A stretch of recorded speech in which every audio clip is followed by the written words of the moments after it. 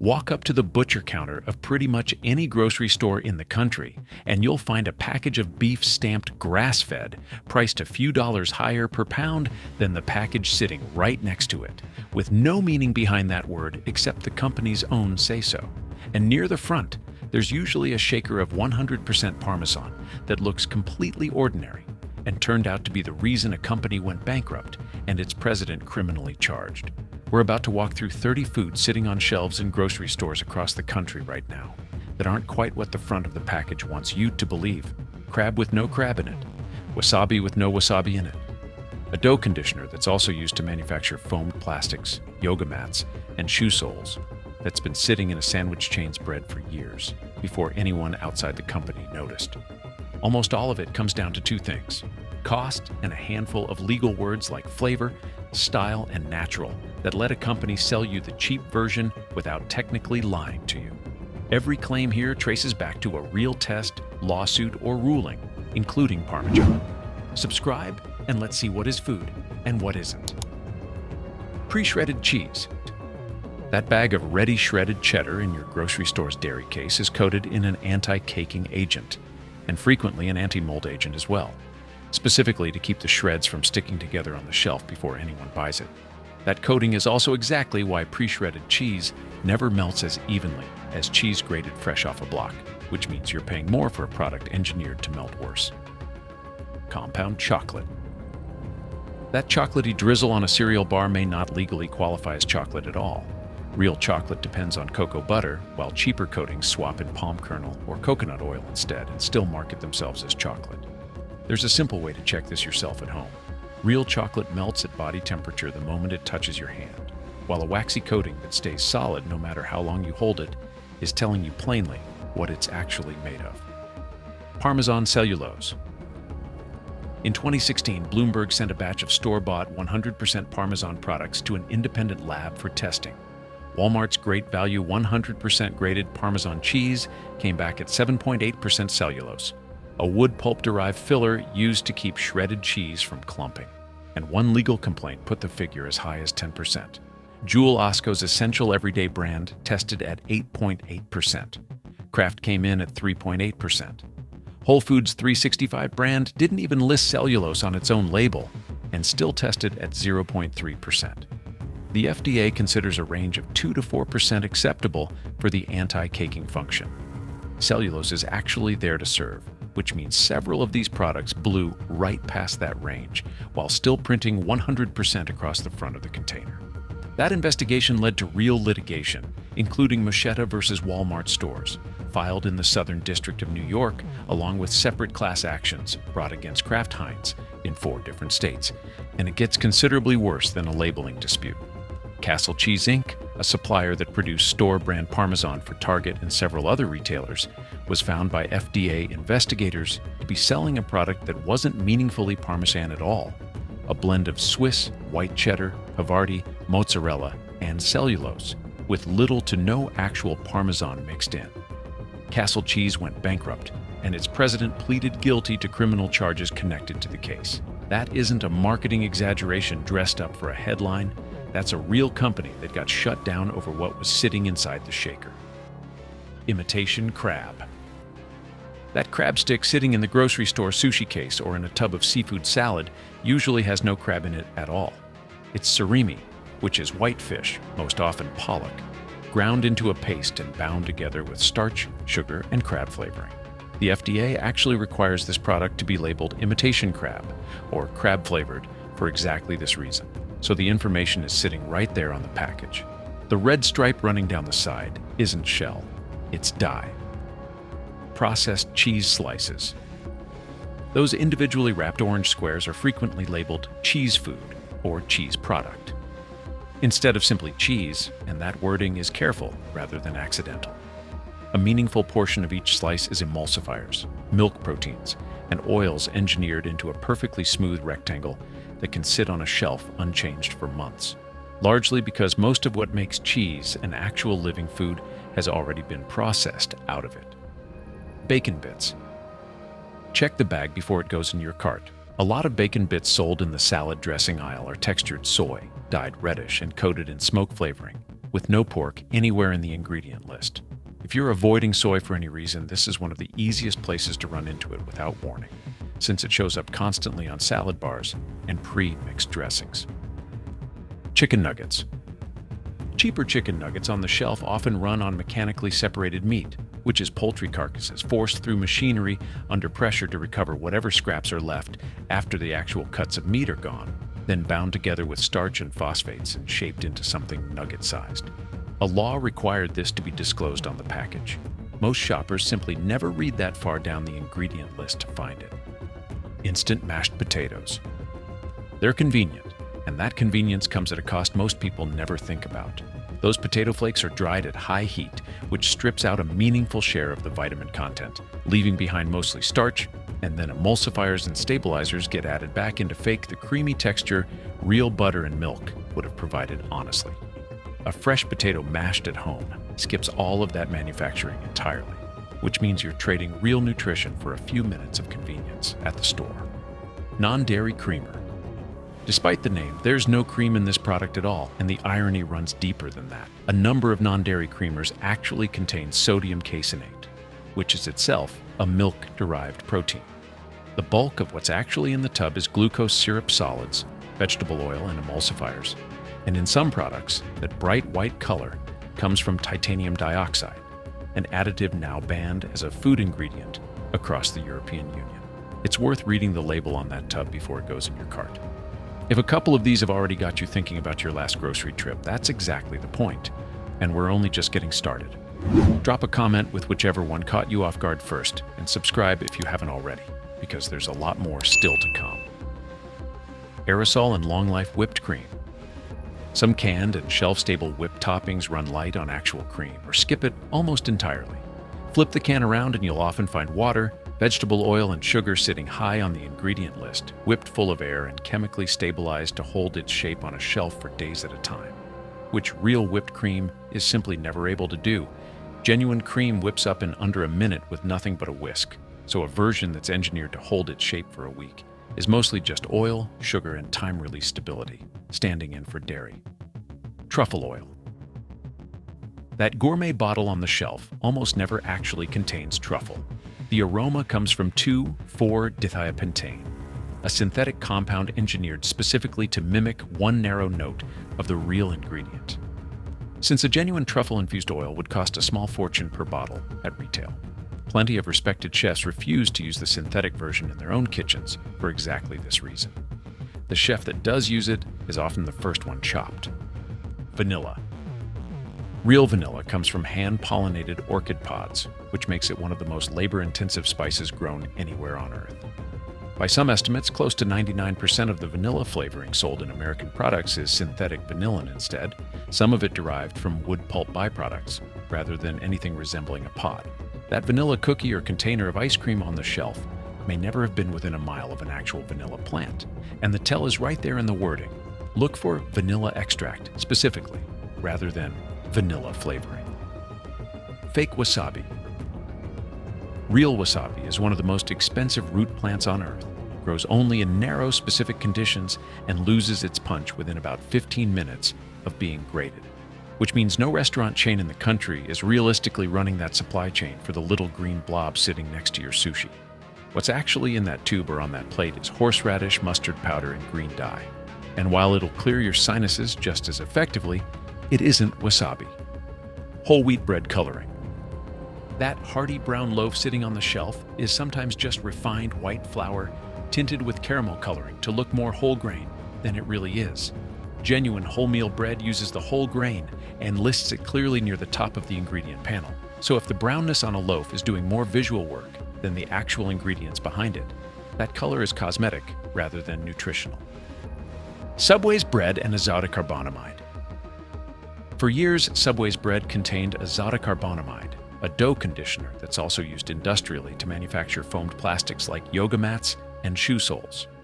In February 2014, a blogger named Vani Hari launched a petition after researching the ingredient since 2012, and it collected more than 90,000 signatures in a short window. Subway announced it was removing the chemical, and the full removal from its bread was confirmed complete by April of that year. What makes this bigger than a single sandwich chain is what an environmental working group analysis found once people started actually looking.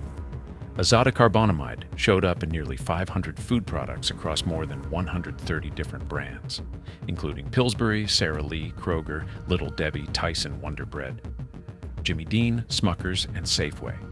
It remains FDA approved and completely legal to sell in the United States today, while it's banned outright in the European Union and in Australia. The same kind of legal here, banned there gap you'll run into again before this list is finished. Painted grill marks. Those evenly spaced char lines on a frozen burger or a frozen chicken breast frequently never touched an actual grill. They're applied afterward, sometimes with heated branding plates and sometimes with caramel coloring, because grilling every single item at mass production scale would be too slow and far too expensive to run profitably. Real grill marks come from a chemical reaction that genuinely builds flavor into the meat, while painted ones are pure theater, added because manufacturers know shoppers instinctively assume grill marks mean better food. Grass-fed beef. That grass-fed package sitting a few dollars higher per pound than the beef right next to it looks like a government-verified claim, and for a long time it actually was one. There's a specific date attached to why that changed. On January 12, 2016, the USDA's Agricultural Marketing Service formally withdrew its own grass-fed labeling standard after determining it didn't actually hold the statutory authority to enforce it. This wasn't a minor policy adjustment. It was the very agency that used to check this claim deciding to stop checking it altogether. The practical effect for anyone standing in the meat aisle is straightforward. A producer can print grass-fed on a beef package today with little to no federal verification standing behind it, unless that producer separately paid for independent third-party certification on top of the government's now-abandoned standard. In most cases, that means grass-fed isn't a government-checked fact anymore. It's a self-reported marketing claim, carrying no more legal weight than farm fresh or artisan, printed on the same shelf. Some grass-fed beef sold in stores today is genuinely verifiably raised the way the label implies, so this isn't a claim that's always false. What actually proves it, though, is a specific certifier's name printed somewhere on that same package. Certified Humane, A Greener World, or the American Grass-Fed Association. Those represent real audits backed by real standards. Grass-fed sitting alone on a package with no certifier's name anywhere near it is the government having already told you back in 2016 that nobody's checking. Strawberry yogurt. That pink fruit yogurt on the shelf frequently carries more sugar than it does strawberry. The color can come from carmine, a dye made from crushed insects, and the flavor is often built synthetically rather than sourced from actual fruit. Where real strawberry does appear in the ingredient list, it can amount to a very small fraction of what's in the cup, which means people buying this for gut health often end up with far more sweetener than they do beneficial culture. Fake blueberries. Kellogg's Frosted Mini Wheats blueberry muffin flavor runs on what the company calls blueberry crunchlets, made from sugar, soybean oil, and red 40 and blue 2 dye, with no actual blueberry involved anywhere in the process. General Mills' Total Blueberry Pomegranate cereal contained neither blueberries nor pomegranates, and the company faced a lawsuit over the product before eventually discontinuing it. Special K's Blueberry Fruit Crisps advertise real fruit that turns out, on closer inspection, to be apple powder, combined with a small amount of blueberry puree concentrate, not actual blueberries. Here's what actually helps you on your next trip down that aisle. Betty Crocker sells a standard blueberry muffin mix built on artificial blueberry bits, dextrose, corn flour, partially hydrogenated soybean oil, and dye. Sitting right next to its own wild blueberry muffin and quick bread mix, which is made with real canned blueberries. Same brand, same shelf, two genuinely different products. Christie's wild blueberry mix has been confirmed to use real fruit as well. You don't have to give up the entire aisle over this. You just have to grab the correct box while you're standing in front of it. Fruit juice drinks. Pay attention to the difference between juice and juice drink the next time you're comparing bottles. A product labeled juice drink or fruit cocktail can legally contain only a small fraction of actual juice, sometimes as little as a tenth of the bottle, with the remainder filled out by water, sugar, and acid. Even the phrase "made with real fruit juice" can be entirely true, while the juice itself is barely present, which means a bottle carrying as much sugar as a can of soda can still be sitting comfortably in the healthy aisle. The 20-ingredient loaf. Traditional bread only needs 4 ingredients: flour, water, yeast, and salt. A typical shelf-stable loaf at a grocery store can carry 20 ingredients or more, and most of the extras are dough conditioners and preservatives designed to keep the loaf soft, well past the point where real bread would already have gone stale. Not every one of those additional ingredients is dangerous on its own, but a loaf built this way simply isn't what bread used to mean before shelf life became part of the recipe. Cola and caramel coloring. That deep brown color running through cola and through a lot of soy sauces, gravies, and flavored chips as well isn't flavor at all. It's caramel coloring, added purely so the product looks the way shoppers have come to expect it to look, and it contributes essentially nothing to taste. It's the most widely used food coloring on the planet, and it exists almost entirely because manufacturers know exactly what shade of brown gets a product accepted without a second look. Margarine and buttery spreads. Margarine began life as a cheap substitute for butter, and plenty of modern spreads still lean on phrasing like made with butter or made with olive oil, even when those specific ingredients sit right at the bottom of the ingredient list in trace amounts. Without added coloring, margarine would come out of the tub a pale gray, which is why beta-carotene gets added to fake the buttery yellow shoppers expect to see. On some spreads, water is listed as the very first ingredient, meaning you can end up paying butter prices for flavored water and processed oil. White tuna. Fish labeled white tuna at sushi restaurants and grocery seafood counters has, in repeated independent investigations, turned out to be a scholar, a completely different fish that contains indigestible wax esters and can cause real digestive discomfort in people who eat much of it. It's restricted in several countries for exactly that reason. Real albacore simply costs more to buy, and the substitution exists because of that price gap, not because of any accident in the supply chain. Cinnamon. Most of the ground cinnamon sold on grocery shelves isn't true Ceylon cinnamon at all. It's cassia, a cheaper bark that looks similar on the shelf, but carries far higher levels of coumarin, a compound that can stress the liver at regular high doses. Consumer Reports has tested this directly and confirmed the difference. Real Ceylon cinnamon comes in thin, papery layers, while cassia forms thick, hard curls, and the label on the shelf rarely tells you plainly which one you're actually holding. Vitamin water.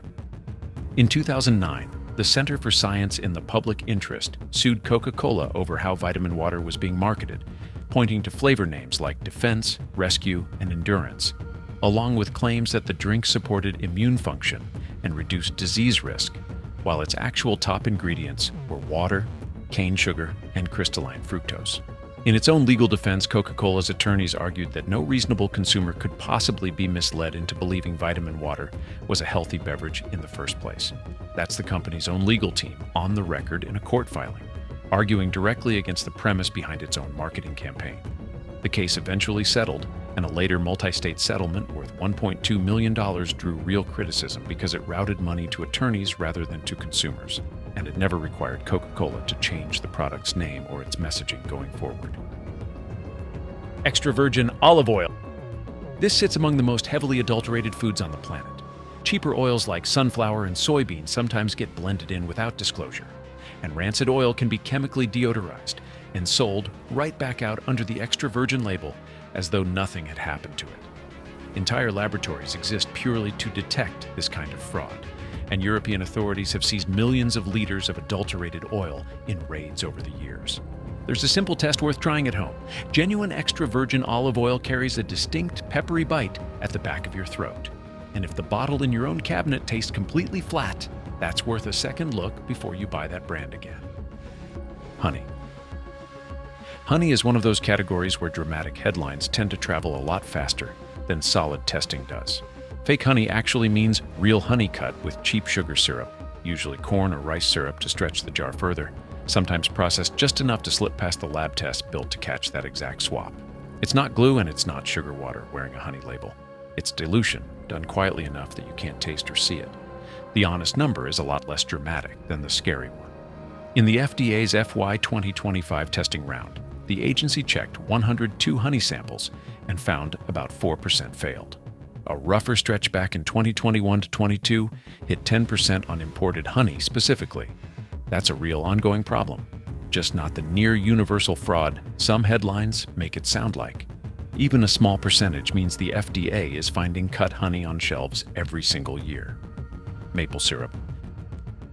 Aunt Jemima Log Cabin and Mrs. Butterworth's all carefully avoid the specific words maple syrup on their labels, sticking instead to pancake syrup or table syrup.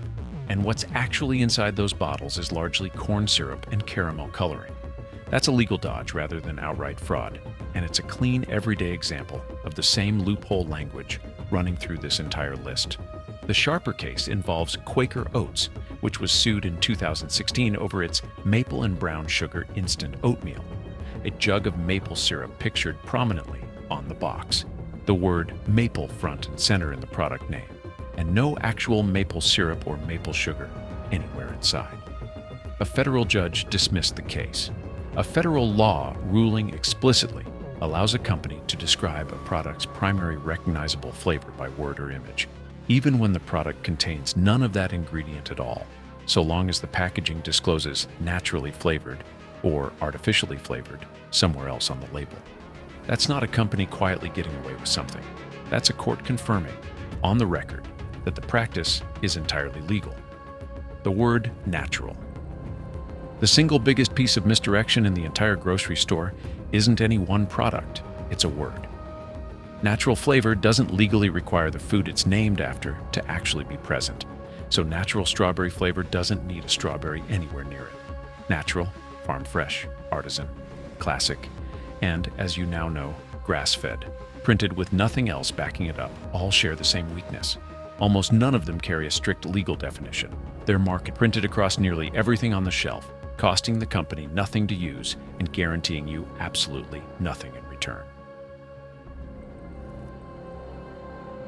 None of this means you're walking out of the store with an empty cart. Most of what's on this list is perfectly safe to eat, and that was never really the point. The real issue is that you're consistently being sold the idea of one thing while getting handed a cheaper substitute, or an unverified word standing quietly in its place. The front of the package is decoration. The back of it, along with whatever certification seal is or isn't sitting next to a given claim, is where the actual truth lives. Before your next trip to the store, read the name closely. Words like flavor, style, product, and made with all mean the real ingredient might not actually be inside. Second, check the percentage. The law requires companies to disclose how much of the headline ingredient is genuinely in the product, so go find that number before it goes in your cart.